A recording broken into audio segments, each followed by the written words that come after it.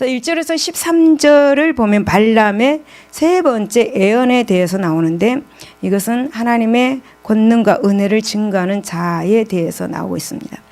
여러분, 발람의 두 번째 예언은 바로 민수기 23장 24절에 이 백성이 암사자같이 일어나고 수사자같이 일어나서 옮긴 것을 먹으며 죽은 피를 마시기 전에는 눕지 아니한다라고 그렇게 예언을 하였습니다. 이 예언은 여러분 발락에게 큰 두려움과 그리고 초조함을 갖다 주었습니다. 거기다가 또 민수기 13장 25절에는 이스라엘을 저주하지도 말고 축복하지도 말라는 이 하나님의 경고는 발락에게 위협을 그렇게 느끼게 하였습니다. 그럼에도 불구하고 발락은 장소를 옮겨서 이제 이스라엘을 향해서 세 번째 저주를 시도했습니다. 그래서 발락은 이미 한 차례 실망을 했고 그리고 두 번째 저주마저 실패를 했습니다. 그럼에도 불구하고 하나님의 뜻이 어디에 있는지 알아보려고 하지도 않았습니다. 발락에게 있어서 하나님의 섭리의 방향은 알 바가 아니었습니다. 그래서 여러분, 발람은 두 번째 이제 두 차례에 걸친 이 저주의 실패로 인하여서 이제 다시는 사수를 쓰지 않기로 다짐을 했습니다. 그리고 발람은 자신이 이스라엘을 저주하지도 않고 축복할 것을 하나님께서 선히 보고 계신 것을 감지하였습니다. 그럼에도 불구하고 발람은 여전히 헛된 재물을 바치기를 쉬지 아니하는 모습을 보게 됩니다. 그리고 발람은 하나님께서 선하게 보시는 것을 알면서도 이스라엘을 저주하려는 그런 시도를 그치지 않았습니다. 발람은 민수기 22장 7절에서 8절에서도 그랬듯이 하나님을 알되 믿지 못했고 하나님의 책망을 들어도 깨닫지 못했습니다. 다만 이 발람의 두 차례에 걸친 예언은 발락에게 큰 실망과 위협을 느끼게 하였습니다. 그리고 발람 자신에게는 거의 자포자기 상태에 이르게 하였습니다. 발람의 이 같은 마음 상태가 세 번째 예언에서 잘 나타나고 있는 모습을 우리는 볼 수가 있습니다. 즉 이제 발람은 세 번째 예언에서 사수를 쓰지 않고 하나님의 말씀에 대해서 수용적인 태도를 보이고 있습니다. 여러분, 발람은 하나님의 놀라운 섭리의 그 역사를 어렴풋이나마 깨닫기 시작한 것입니다. 발람은 하나님의 이상을 보았습니다. 그리고 하나님의 함께한 이스라엘 백성들의 강성함을 보았습니다. 그러므로 발람의 태도는 이제 하나님의 섭리로 인해서 변화된 자의 모습을 보여주고 있다. 그리고 또 이 발람의 예언은 하나님의 뜻이 관철되는 역사의 섭리하는 역사를 보여주고 있음을 알 수가 있습니다. 다시 말씀을 드리면 이제 발람은 하나님의 권능으로 하나님의 말씀을 전한 자의 역할을 하게 된 것입니다. 이처럼 하나님의 역사는 인간의 지혜나 인간을 의지하거나 계획에 상관없이 하나님의 거룩하신 뜻대로 진행이 되는 것을 기억하시기 바랍니다. 여러분, 여기에서 인간은 하나님의 말씀에 순종함으로 하나님의 은혜를 받고 또 그 은혜를 전하게 되는 것입니다.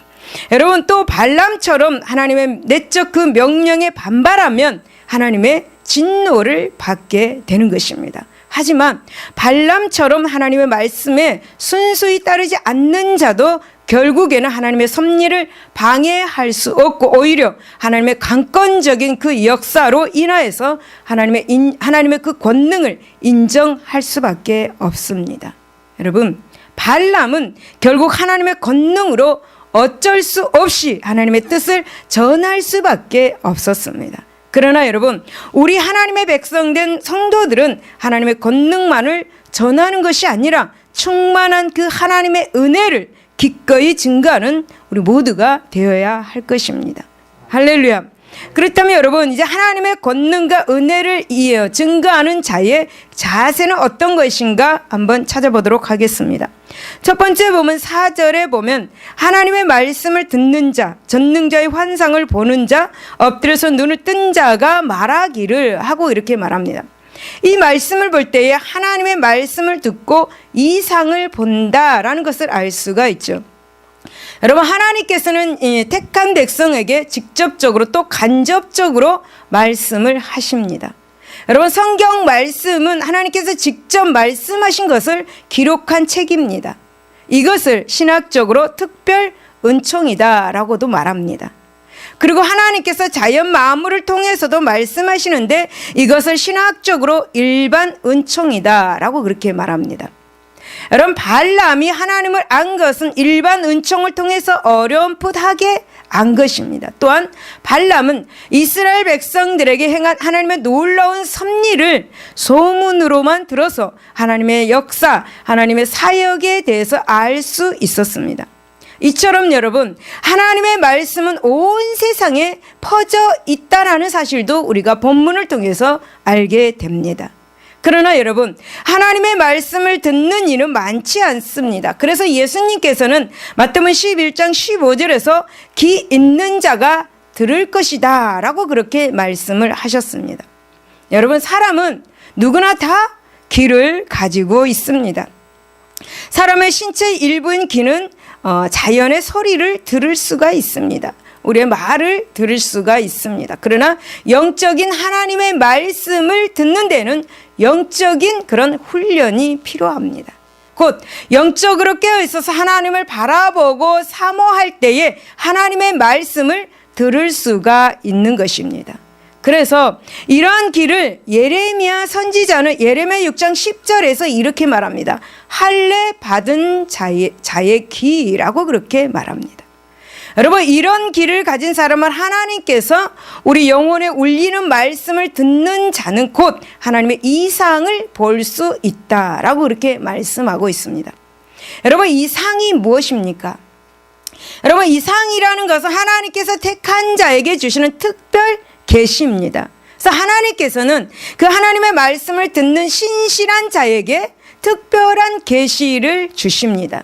이 특별 계시를 본문에서 지금 하나님이 발람에게 주셨습니다. 여러분, 왜 하나님은 이 특별 계시를 발람에게 보여주셨을까요? 술수를 하는 사람에게 왜 보여주셨을까요? 여러분, 그것은 바로 이스라엘을 향한 하나님의 계획이 얼마나 위대하고 얼마나 확고한가를 발람에게 가르쳐 주기 위함이었습니다. 여러분, 비록 발람은 하나님의 이상을 보고도 깨닫지 못하고 끝내 이스라엘 백성들을 죄에 빠지게 했습니다.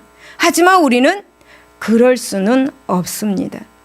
여러분, 우리는 신실한 믿음과 그리고 귀 기울이는 신앙으로 하나님의 말씀을 사모하고 성령을 사모하고 하나님이 주시는 그 이상을 봄으로 확신을 갖는 그런 성도가 되어야 할 것입니다.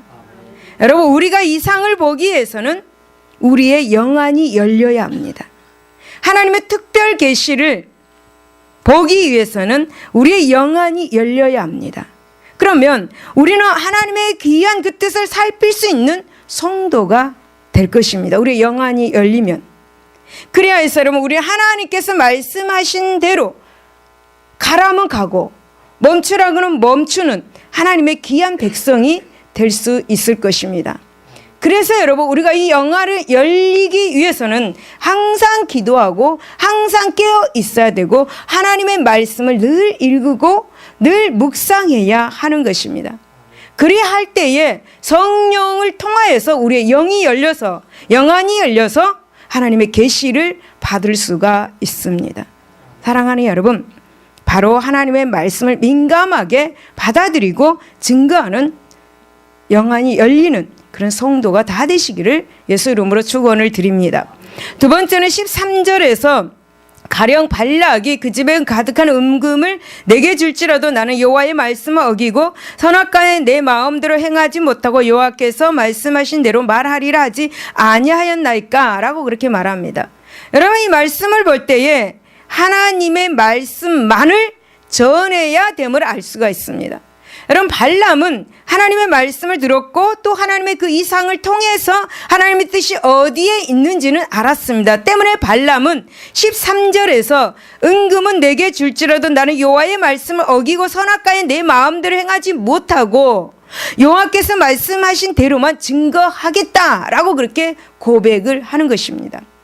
여러분, 발람은 자신이 술수를 써보아도 아무런 효과가 없었습니다. 그러자 자신의 복술에 대해서 깊은 회의를 가지고 이제 복술을 포기한 듯 합니다.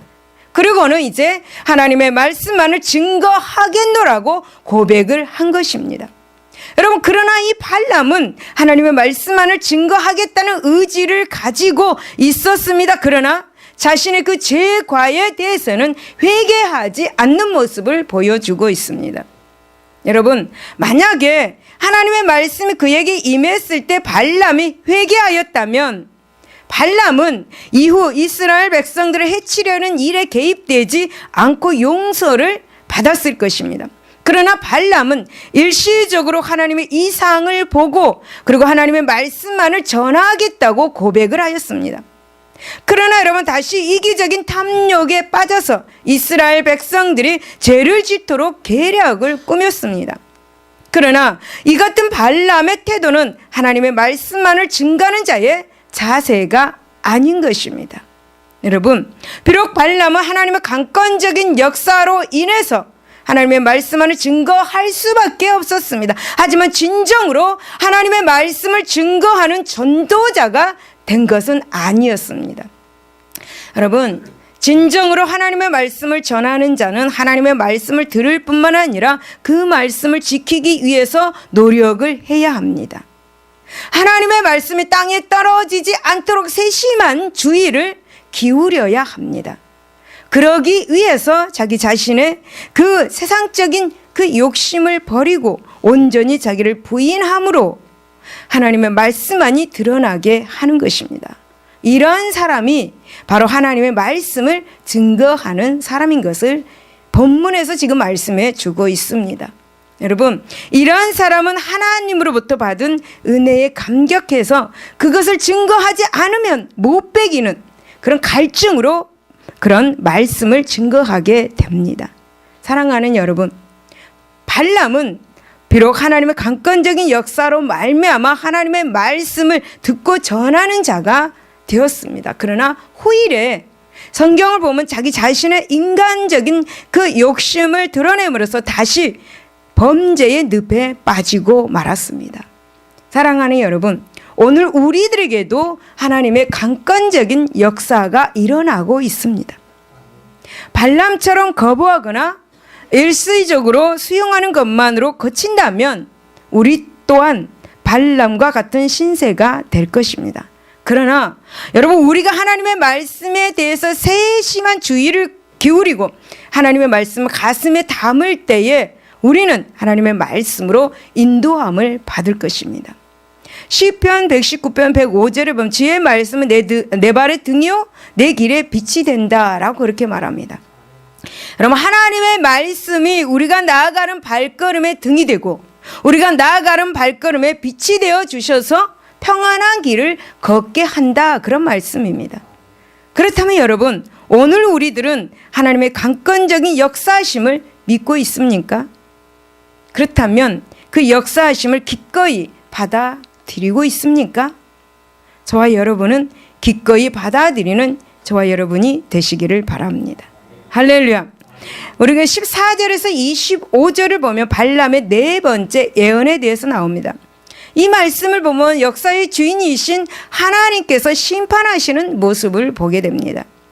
여러분, 발람은 이스라엘을 저주하기 위해 섰다가 이제 하나님의 강권적인 역사로 오히려 이제 이스라엘을 축복하는 모습을 보게 됩니다. 그래서 발람은 이제 역사의 주역으로서 이스라엘의 그 장래와 그리고 그 주변 국가들의 장래에 대해서 예언하고 있습니다. 특히 여러분, 발람의 이 예언에는 모압을 비롯한 주변의 그 모든 족속들의 먼 훗날에 대한 예언들을 포함하고 있습니다. 그 중에 보면은 모압에 대해서도 나옵니다. 모압은 이스라엘 백성들의 후손들에 의해서 멸절될 것이고 가나안 후손은 아수르의 포로가 될 것이면 발람의 조국인 아수르는 헬라 사람들에 의해서 정복될 것이다 라고 그렇게 예언이 명확하게 드러나고 있습니다. 여러분, 이들은 가나안 정복에서부터 몇백 년 후에 일어날 일들에 이르기까지 그렇게 팔레스틴을 중심으로 일어날 일들에 대한 예언입니다. 여러분, 우리를 해하고자 하는 대적들은 다 멸하게 될 것입니다. 성경에 말씀하고 있습니다. 여러분, 우리가 이렇게 대략 살펴보면은 사무엘하 8장 13절에서 14절에 보면은 에돔이라는 것이 나오는데요. 이 에돔은 멸망당할 가나안의 7족 속에 포함되지 않았습니다. 그러나 이스라엘 백성들이 가나안에 들어갈 때에 길을 비켜달라고 한 제의를 묵살하고 대적했기 때문에 그 벌로 멸절을 당했습니다. 그 벌로. 여러분, 이 일은 다윗 왕 때 이루어진 일입니다. 그리고 여러분, 열왕기하 14장 7절에서 22절을 보고 또 역대하 20장 1절에서 13절에서 보면 이 에돔의 남은 자들을 솔로몬과 분열 왕국 시대의 왕들이 제압하였습니다. 19절에서도 주권자가 야곱에게서 나서 남은 자들을 그 성읍에서 멸절하였습니다. 그리고 또한 여러분, 아말렉이라는 게 나오는데 이 아말렉은 예서의 2대 후손으로서 이스라엘 백성들의 가나안 정복 당시만 해도 강한 국가는 아니었습니다. 후일에 아말렉 족속은 이제 역대상 4장 33절을 보면 가나안 남부 지역에서 약탈을 일삼다가 이스라엘 그 히스기야 왕 때에 멸절을 당했습니다. 또 여러분, 가인 족속은 분명하지 않으나 이제 미디안 족속의 한 부류로서 아수르의 포로가 된 겐 족속을 가리킨 듯 합니다. 여러분, 이들 역시 사무엘상 15장 6절에서 보면 이스라엘 백성들과 우호적인 관계에 있었습니다. 하지만은 아수르의 그 포로가 되는 운명을 맞았습니다. 그리고 하나님의 심판독으로 사용되었던 아수르 역시 지중해를 건너온 이 헬라인들에게 의해서 멸망을 당했습니다. 결정적으로 이제 야곱의 그 후손에게서 나온 이 한왕 예수 그리스도가 오심으로써 이제 완전하게 성취되었습니다. 그러므로 우리는 이제 이 본문에서 역사를 주관하시는 이 하나님의 놀라운 섭리를 한눈에 이제 볼 수 있습니다. 그래서 왕의 위엄과 영광을 나타내는 별과 그리고 왕의 통치자를 나타내는 이 규, 지금 성경에 범위 있습니다. 이 규 등은 모두 다 메시아의 그 왕권과 그 영광을 나타내는 그런 말로 재림 예수님을 예언한 것입니다. 그리고 여러분 본문을 보면은 이제 하나님의 대적자, 하나님의 백성을 괴롭힌 자에 대한 심판이 있을 거라고 그렇게 예언을 합니다. 우리를 괴롭히는 것들을 다 심판이 있을 것이다. 그런 예언이 지금 이 본문 속에 들어있다라는 것입니다. 할렐루야. 그렇다면 여러분, 이제 발람의 네 번째 이 예언을 통해서 드러난 이 가나안 주변의 여러 족속들이 멸절된 그 이유를 한번 살펴보도록 하겠습니다. 여러분, 17절을 보면 내가 그를 보아도 이때의 일이 아니며 내가 그를 바라보아도 가까운 일이 아니로다. 한 별이 야곱에게서 나오며 한 규가 이스라엘에게서 일어나서 모압을 이쪽에서 저쪽까지 쳐서 무찌르고 또 셋의 자식들을 다 멸하리로다 라고 그렇게 말씀합니다. 여러분, 모압은 소동하는 자식들이란 뜻을 가지고 있습니다. 그래서 여기서 소동한다라는 이 말은 히브리어로 쉐트라고 말합니다. 이 쉐트는 소란스럽게 부하 노동한다라는 그런 의미를 가지고 있습니다. 그러나 이것은 여러분 아담의 셋째 아들, 셋의 자손이라는 의미를 함축하는 말입니다. 즉 이제 모압 자손은 교만하고 사악해서 이제 발람을 이용하여서 이스라엘 백성들을 저주하려고 하였습니다. 그리고 끝내 이스라엘 백성들로 하여금 이제 음행의 죄를 짓게 하였습니다. 민수기 15장 1절에서 3절의 말씀을 보면 알 수가 있습니다. 여러분, 소동한다라는 말은 이 같은 말은 바로 모압 족속의 악행을 암시하는 그런 말입니다.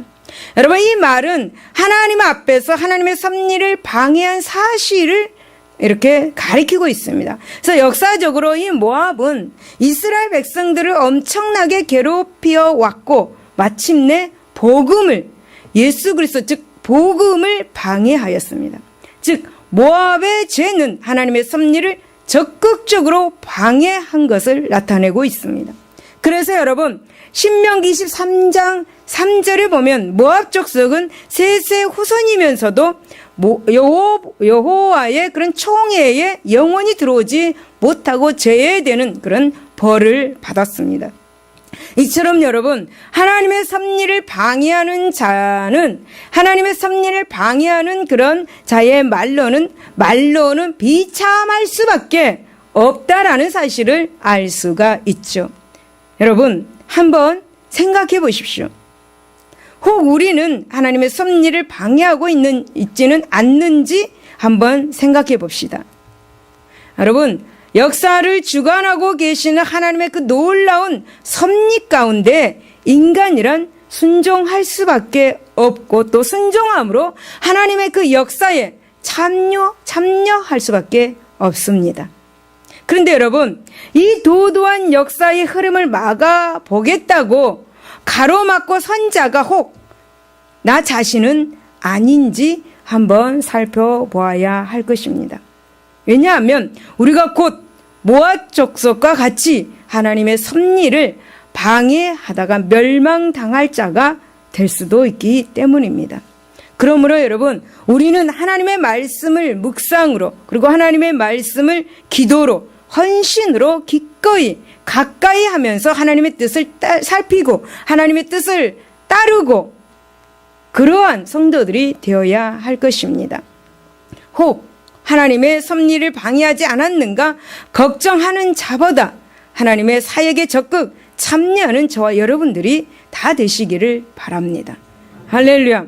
18절에서 22절을 보면은 18절을 보면 그의 원수 에돔은 그들의 유산이 되며 그의 원수 세일도 그들의 유산이 되고 그와 동시에 이스라엘은 용감히 행동하리로다. 주권자가 야곱에게서 나서 남은 자들을 그 성읍에서 멸절하리로다 하고 또 아말렉을 바라보며 예언하여 이르기를 아말렉은 민족들의 으뜸이나 그의 종말은 멸망에 이르리로다 라고 말씀합니다. 여러분 이 말씀을 보면 그들이 왜 멸망했는가? 바로 불순종했기 때문입니다. 여러분 에돔 족속은 에서의 후손입니다. 에서가 야곱의 형입니다. 그래서 에돔 족속은 혈통적으로 야곱의 후손인 이스라엘 그 나라와 형제국입니다. 그래서 하나님께서는 이스라엘 백성들이 가나안에 이렇게 입성할 때에 에돔과 다투지 말라고 말씀을 하셨습니다. 그것은 바로 야곱과 에서의 다툼과 같은 그 형제들의 다툼을 다시 재현하지 않으시려고 그랬던 것이죠. 그래서 여러분 하나님께서는 이스라엘 백성들에게 에돔을 통과하되 싸우지 말고 왕의 길로만 행군하라고 그렇게 지시를 하였습니다. 그러나 여러분 이 같은 하나님의 뜻을 알고 알지 못하고 이 에돔은 이스라엘 백성들의 제의를 묵살하고 군사력으로 이스라엘 백성들이 가는 길을 방해하였습니다. 결국 에돔은 이스라엘 백성들과 원수가 되었습니다. 그리고 여러분 하나님 앞에서 불순종하는 범죄한 족속이 되었습니다. 그리고 그 불순종의 결과는 기업을 잃고 멸망당하는 것이었습니다. 여러분 참으로 에돔은 아브라함의 자손들이었습니다. 그러나 여러분 아브라함의 믿음의 계보에 들지 못했습니다.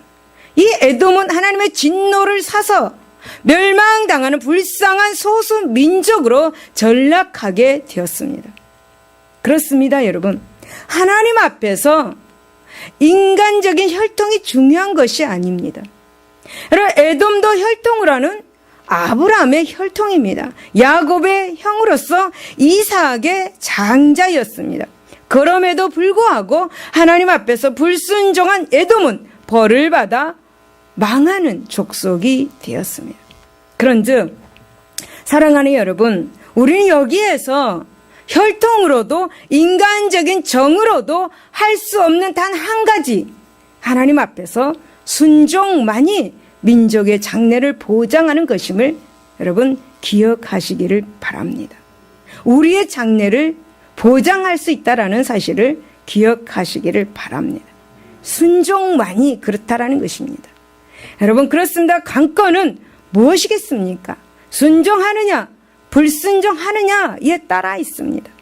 혈통도, 인간적인 친분도, 자식도, 그리고 여러분 지식도, 열심도 모두 순종하는 자에게서 나타날 때 큰 신앙이 될 수가 있고 큰 축복을 받을 수가 있는 것입니다.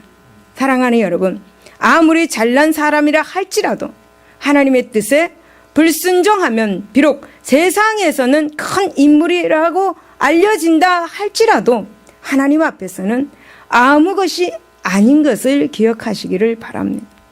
오직 하나님께서 순종, 하나님께 순종, 이것이 바로 오늘 우리 성도들에게 요구되는 것, 오직 순종만이 성공하는 길임을 기억하시길 예수 이름으로 축원을 드립니다. 세 번째는 23절에서 24절입니다. 또 예언하여 이르기를 슬프다 하나님이 이 백성 이 일을 행하시리니 그때의 살자가 누구이랴? 기띔 해변에서 배들이 와서 아수르를 학대하며 예배를 괴롭힐 것이나 그도 또 멸망하리로다 라고 말씀합니다. 이 말씀을 보면 그들이 멸망하게 된 것은 하나님의 백성을 대적했기 때문입니다. 우리들을 대적하기 때문에 악한 자들은 멸망하게 되어 있다라는 거죠. 여러분, 하나님의 심판의 도구로 사용되었던 이 아수르 역시 바벨론에 의해서 멸망당했습니다. 그리고 여러분, 바벨론은 파사, 페르시아에, 그리고 파사는 헬라에, 또 헬라는 로마에 의해서 정복되었습니다. 여러분, 이 같은 역사적인 사건들은 역사를 주관하고 계시는 그 하나님의 놀라운 섭리로 말미암는 것을 기억하시기 바랍니다. 근데 여러분, 범죄한 이 족속을 징계하기 위해서 사용된 이 심판의 도구인 이 아수르나 바벨론이 다시 다른 세력에 의해서 멸절을 당했습니다. 멸망당했습니다. 어찌 보면은 이 도도한 역사의 흐름을 보여주는 것이다 라고 말할 수가 있겠죠. 그러나 여러분, 지식적으로 보면 그저 죽은 역사적 사건들에 불과한 것입니다. 하지만 우리들의 그 믿음의 눈으로 보면 여기에는 반드시 하나님의 놀라운 섭리가 내재되어 있습니다. 특히 여러분 하나님의 심판의 도구였던 이 족속들이 다시 심판받는 일들에는 하나님의 백성들을 대적한 죄과가 계산되어 있습니다. 결국 하나님께서 역사를 주관하시되 그 흐름의 큰 맥을 하나님의 백성들에게 두고 계신다라는 사실을 이 본문에서 말씀해 주고 있죠. 할렐루야. 그런데 여러분, 이를 알지 못하고 하나님께서 허락한 이 힘을 남용한다면 하나님의 백성을 대적하는 이 범죄의 그 자리로 나아가게 됩니다. 이것이 곧 멸망의 빌미가 된다는 사실. 여러분, 이것이 곧 세계사의 흐름이라고도 말할 수 있을 것입니다. 이 세계사 속에서 멸망해간 많은 족속들이 있습니다. 하지만 그 생명을 유지하고 있는 한 계보는, 이 생명을 유지하고 있는 그 계보는 바로 하나님의 백성뿐입니다. 그러므로 사랑하는 여러분, 하나님의 백성된 성도들은 하나님의 역사하심 가운데서 보호와 인도하심을 받고 있다는 사실을 기억하시기 바랍니다. 하나님의 명령에 순종하는 한 우리의 장래는 보장된 것입니다. 그러므로 사랑하는 여러분, 우리는 하나님의 이 은혜에서 떨어지지 않도록 세심한 주의를 기울여서 신앙의 정절을 지켜나가야 할 것입니다. 여러분, 우리는 하나님의 거룩한 백성으로서 천국에 이르기까지 실족하지 않아야 할 것입니다. 그리하여서 심판의 그날에 오히려 하나님의 영광에 들어가는 우리 모두가 되어야 될 줄로 믿습니다. 기도하겠습니다.